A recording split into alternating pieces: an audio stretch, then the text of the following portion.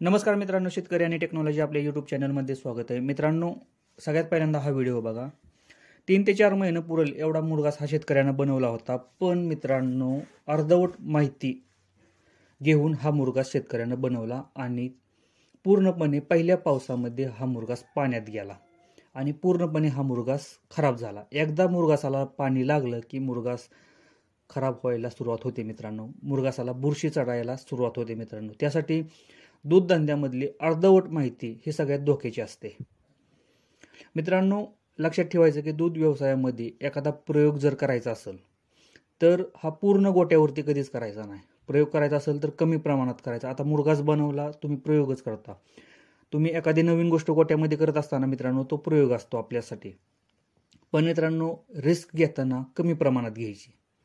ही तर रिस्क घेताना तुम्ही जर मोठ्या प्रमाणात घेतली ना तर तुमचा पूर्णपणे गोटा हा तोट्यात जाण्याची शक्यता आहे.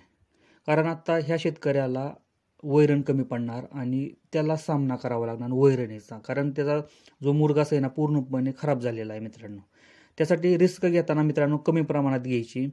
प्रयोग करताना थोड्या प्रमाणात करायचा. जर ह्या शेतकऱ्यानं जर पहिल्यांदा हा मुरघास बनवताना कमी प्रमाणात बनवला असताना मित्रांनो, त्याला प्रॉब्लेम किंवा त्याला येणारं प्रॉब्लेम आहेत की पावसाळ्यामध्ये मुरघासामध्ये पाणी शिरतं हे त्याला समजलं असतं. कमी प्रमाणात मुरघास खराब झाला असता, त्याला काय वाटलं नसतं. पण मित्रांनो, पूर्णपणे हा जो त्याचा मुरघास आहे ना खराब झालेला आहे. म्हणजे 2 ते 3 महिने त्याला आता त्रास होणार वैरणीचा मित्रांनो.